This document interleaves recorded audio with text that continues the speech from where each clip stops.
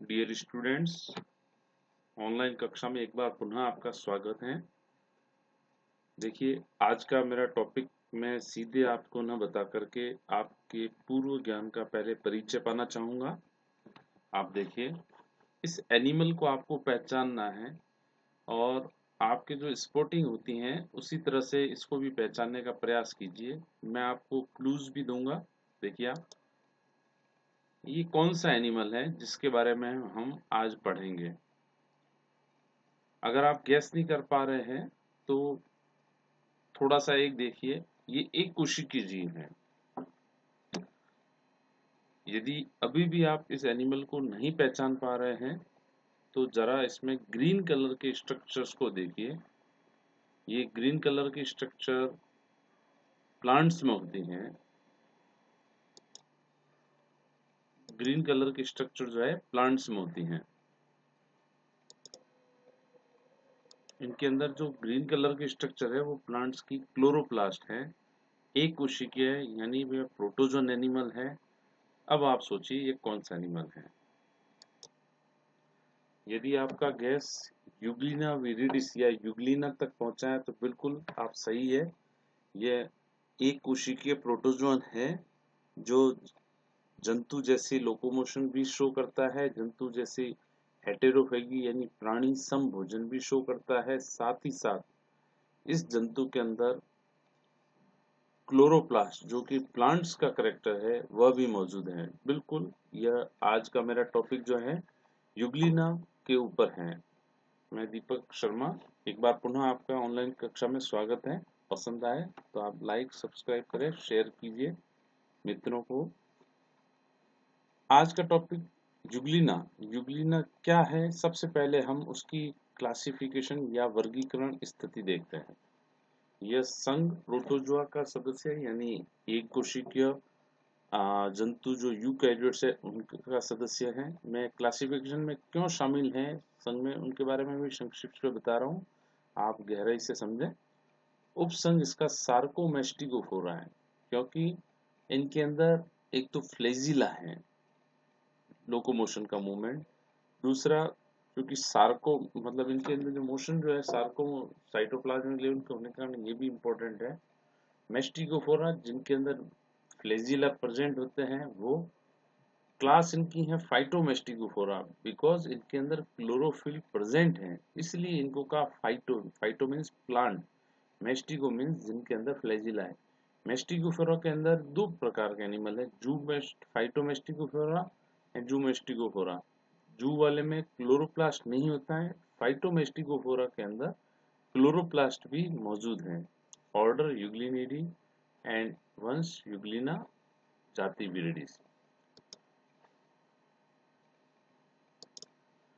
प्रत्येक एनिमल की क्लासिफिकेशन की स्थिति को आपको हर अच्छी तरह से समझना चाहिए। क्यों किसी वर्ग में है, क्यों उस संघ का नाम उस एनिमल का नाम है। अगर आप गहराई से देखेंगे तो जरूर आपको हर टॉपिक, ये यूग्लिना नहीं, आपके कोऑर्डिनेट और नॉन कोऑर्डिनेट में इस तरह के एनिमल की डिटेल स्थिति पढ़ेंगे तो आप सब्जेक्ट के और करीब आएंगे और बेहतर रहेगा आपके लिए।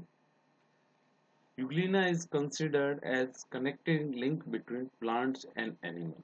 पादप और जंतुओं के बीच की योजक कड़ी माना जाता है। क्यों योजक कड़ी? इसलिए माना जाता है कि पादपों का सर्व प्रमुख गुण जो उनका स्वपोषी होता है होना है, वह क्लोरोप्लास्ट के कारण है, वो इसके अंदर मौजूद है। दूसरा जो करेक्टर है वह हेटेरोफेगी। हेटेरोफेगी यानी जंतु समभोजन। देखिए, क्लोरोप्लास्ट कब काम आता है? जब प्रकाश संश्लेषण होता है, और प्रकाश संश्लेषण के लिए क्या आवश्यक होता है? लाइट।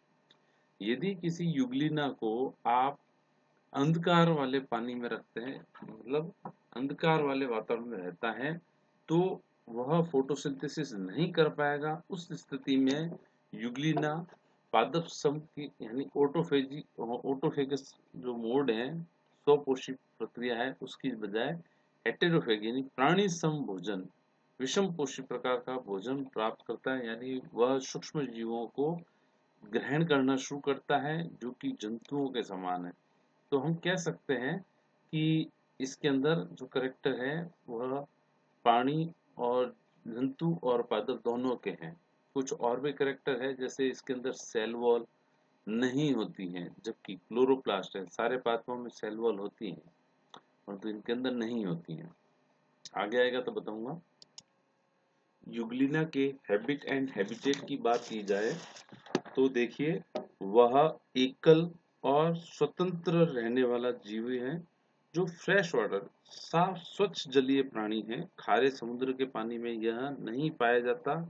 यह स्वच्छ जल में रहने वाला एकल और स्वतंत्र जीवी है जो धीरे धीरे तैरता है अपने फ्लैजिला की मदद से। इसके अलावा विशिष्ट प्रकार का यूग्लिनोइड मूवमेंट जो इसकी पेलिकल जो है उसके अंदर भी होता है, वो भी पाया जाता है। और यह सामान्यतः साफ सुथरे पानी जहाँ नाइट्रोजन ऑर्गेनिक वेस्ट होता है ज्यादा, यानी पत्तियां, थोड़ा बहुत हल्की फुल्की घास और पत्तियां ज्यादा होती हैं पानी के अंदर, वहां पर ये आसानी से रहता है और वहीं इनका आवास होता है। नाउ हम इसकी संरचना देखते हैं, वेरी इंपॉर्टेंट। एक कोशिकीय जीव है, सीलिएट्स हैं, सॉरी फ्लैजिलेट्स हैं। तो आप देख सकते हैं ये इसकी जो बॉडी है, इसका ये जो भाग है एंटीरियर है, मैं आपको लोकेट कर देता हूँ। ये इसका एंटीरियर भाग है और इसका पोस्टीरियर भाग, ये इसका मिडिल भाग। सामान्य संरचना में मिडिल भाग जो है थिक है, पोस्टीरियर भाग जो है वो पॉइंटेड है और एंटीरियर रीजन जो कि कुछ कम चौड़ा है, उसके आगे आप देख सकते हैं एक फ्लैजिला निकला होता है जो काफी लंबा होता है।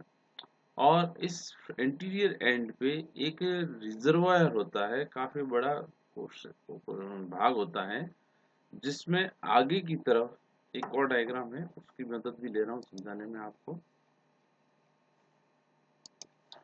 आगे की तरफ इस रिजर्वायर के जो एक नेक जैसी संरचना होती है जिसको कहते हैं साइटोफेरिंग्स, कोशिका ग्रसनी। यहाँ पे हमारे बड़े जंतु हायर वर्टिब्रेट्स की तरह तुलना मत कीजिए कि ग्रसनी होगी। इसको जस्ट टर्म दिया गया है, इस रिजर्वायर के आगे का पतला भाग है जो साइटोफेरिंग्स कहलाता है। और इसका जो माउथ जो है बाहर जो सर्कुलर एक छेद की तरह होता है वह कहलाता है cytostome. Cytostome just like mouth and cytopharynx just like इसकी जो नेक या फेरिंग्स के लिए ये रीजन है। यह रीजन भोजन को एलगल्फ करने यानी निगलने में मदद करता है। साइटोस्टोम साइटोफेरिंग्स कब? जब इसके अंदर फोटोसिंथेसिस नहीं हो रहा हो। ध्यान दीजिए, फोटोसिंथेसिस जिस समय होगा उस समय यह प्राणी संभोजन अर्थात ऑटोफेजी जो पादप में जैसे फोटोसिंथेसिस वाली जो प्रक्रिया होगी तब वो जंतुओं की तरह भोजन नहीं प्राप्त करेगा, वह केवल और केवल फोटोसिंथेसिस करता है। इस रिजर्वायर से इसके अंदर फ्लैजिला निकले होते हैं। ध्यान दीजिए, आपको परीक्षा में पूछा जाता है यूग्लिना में फ्लैजिला की संख्या होती है, तो इस डायग्राम को हल्के तौर पे देने तो एक ही दिख रहा है, परंतु इसके अंदर एक और फ्लैजिला है, यानी कुल दो फ्लैजिला होता है। एक होता है शॉर्ट, वह इसके साइड रिजर्वायर से बाहर निकल ही नहीं पाता, इसलिए यह बाहर विजिबल बिल्कुल भी नहीं होता है।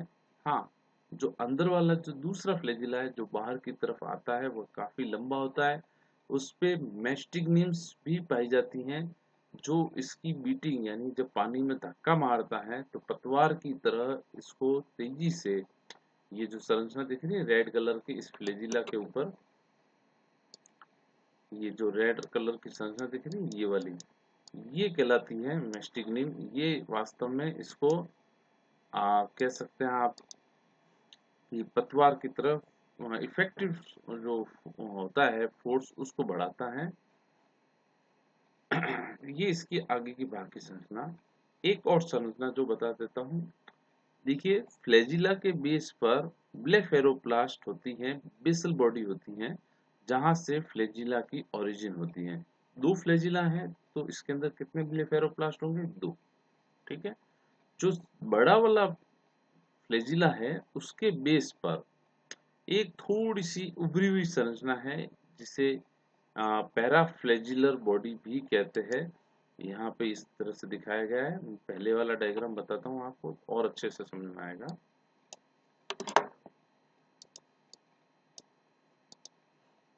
देखिए, ये इसका जो बेस है फ्लैजिला का वो फूला हुआ है, जिसे पैराफ्लैजिलर बॉडी कहते हैं।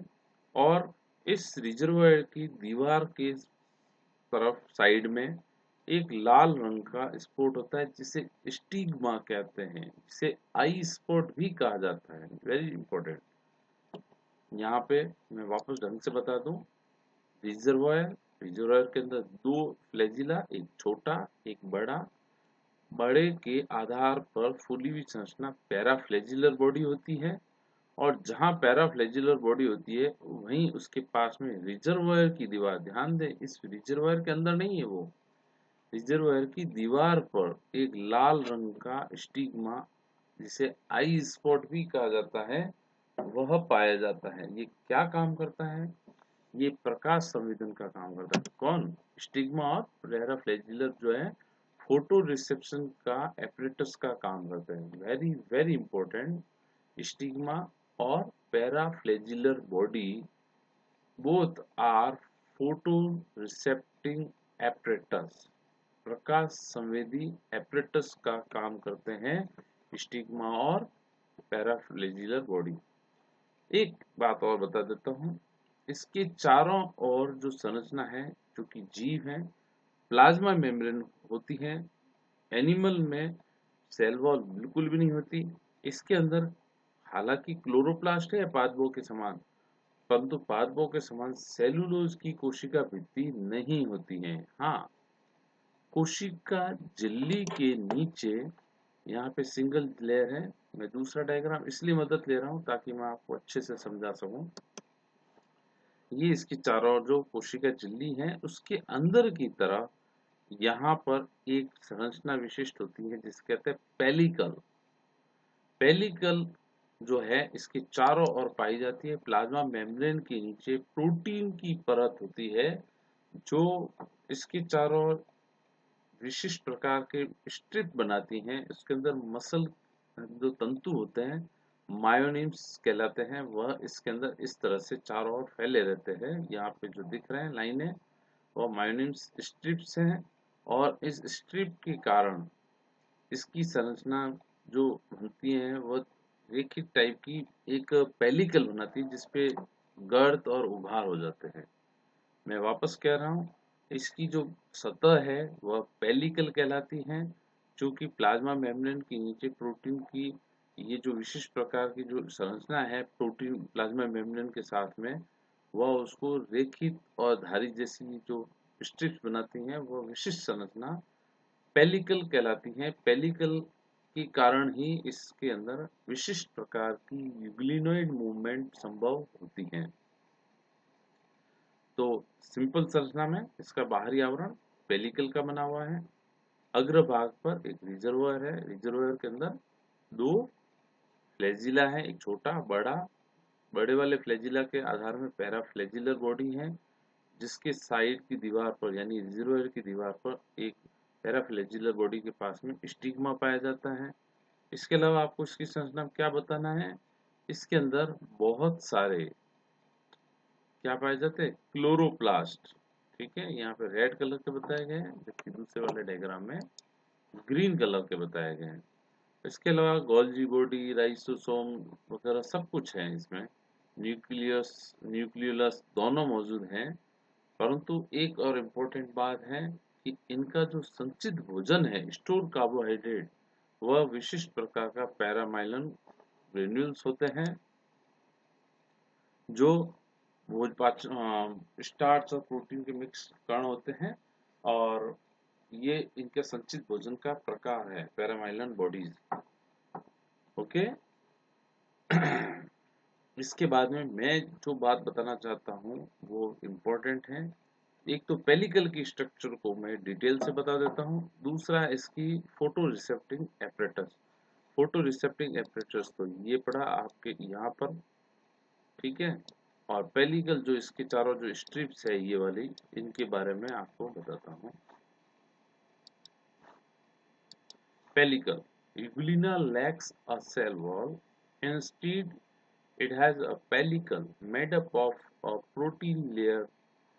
यूग्लिना में सेल वॉल एब्सेंट होती है। चूंकि प्लांट जैसा होता है, हम ये सोचते हैं कि इनके अंदर सेल वॉल होगी, परंतु ऐसा नहीं है, बल्कि इनके अंदर पेलिकल होती है जो प्रोटीन लेयर की बनी होती है और जो सपोर्टेड बाय अ सब स्ट्रक्चर, एक सब स्ट्रक्चर के द्वारा सपोर्ट की जाती है। और कौन सी सब स्ट्रक्चर? माइक्रोट्यूब्यूल की। और इनका जो अरेंजमेंट है वह स्ट्रिप की फॉर्म में होता है। Strip spiralling around the cell, पूरी सेल के चारों ओर सर्पिल आकार में जो वलन जैसी जो स्ट्रक्चर दिखी थी आपको, ये जो संरचना है वह उस रूप में मौजूद होती है।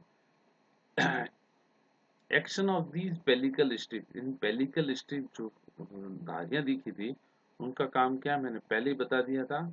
इनके अंदर मेटाबॉलिक मूवमेंट या जो हाँ यूग्लिनॉइड मूवमेंट है उसके अंदर विशिष्ट महत्वपूर्ण रोल प्ले करती हैं। दूसरा, पेलिकल जो है यूग्लिना को बहुत ज्यादा फ्लेक्सिबिलिटी के साथ साथ कॉन्ट्रैक्टिबिलिटी भी देती हैं और इसको स्ट्रेंथ भी देती है। Very important pellicle features.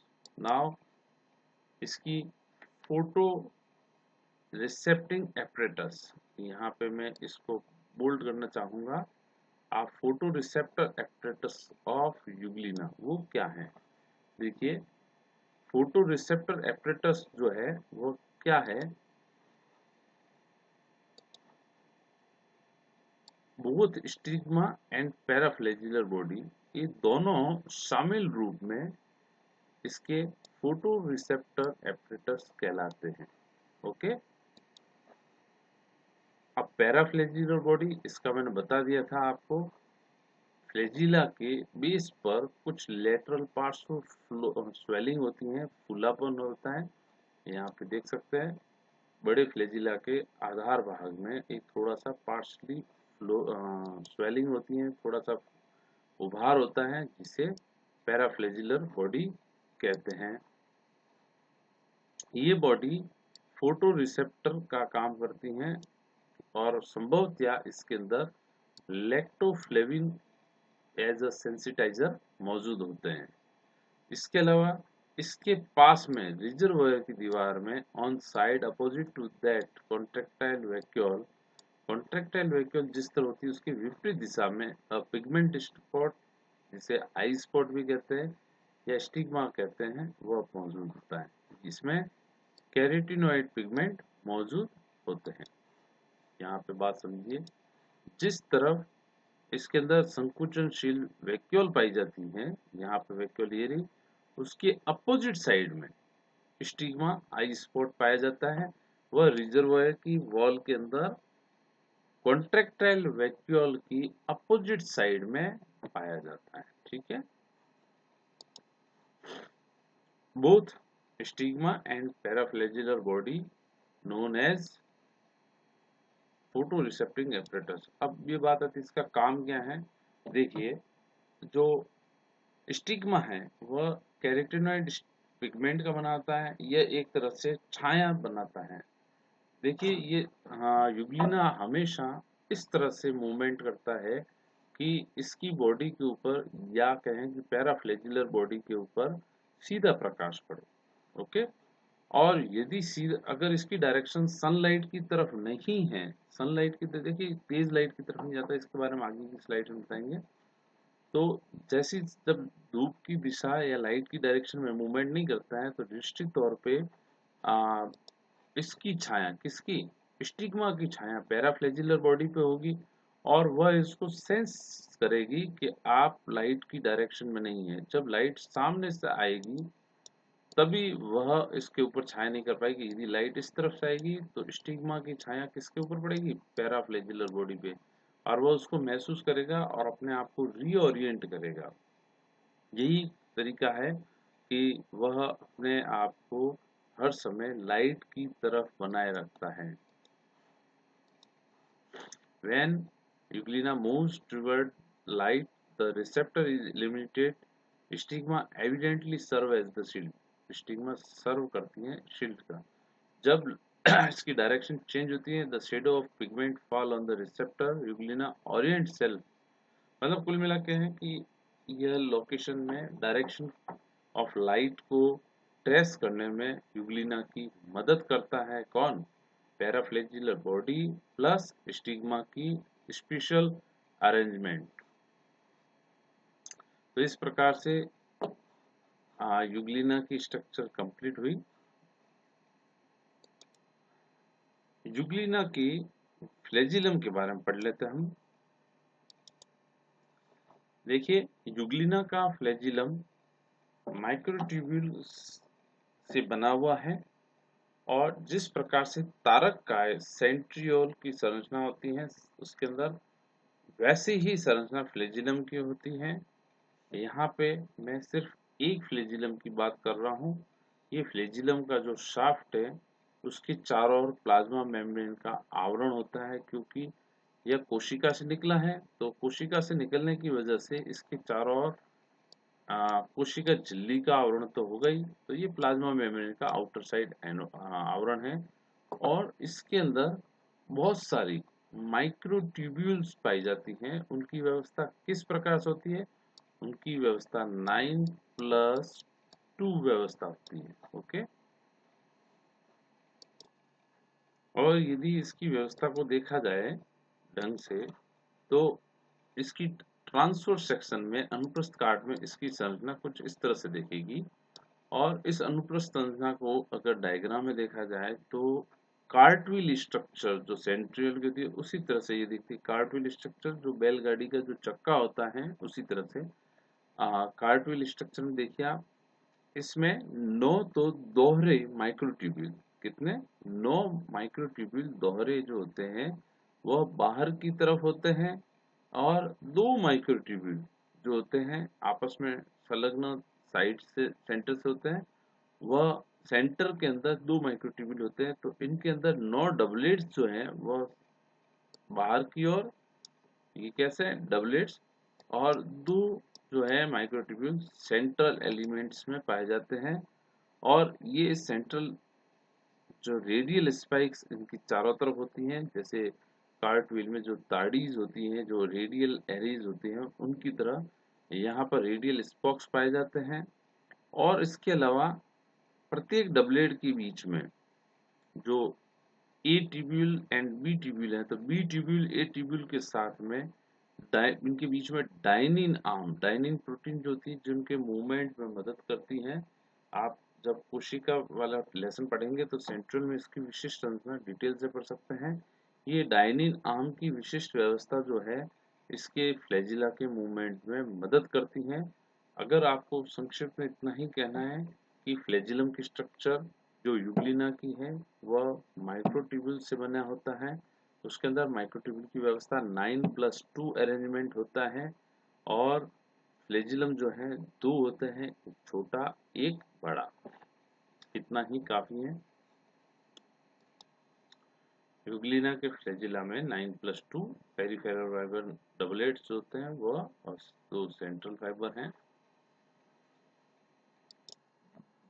अभी के लिए इतना ही। नेक्स्ट वीडियो में मैं आपको बताऊंगा कि किस प्रकार से यूग्लिना जो है वह फ्लैजिलम के द्वारा अपनी गति प्रदर्शित करता है, किस प्रकार का उनके मतलब कुल मिलाकर के यूग्लिना से जुड़े हुए कुछ और टॉपिक बताऊंगा नेक्स्ट वीडियो में। अभी एक सिंपल सा शॉर्ट टॉपिक ले रहा हूँ, वो टॉपिक है ऑस्मो रेगुलेशन। आपको जानकारी है कि पादप कोशिका में भित्ति पाई जाती है, इसलिए जैसे किशमिश है उसको फ्रेश वाटर में रखा जाता है तो किशमिश एंडोऑस्मोसिस के कारण फूल जाती हैं।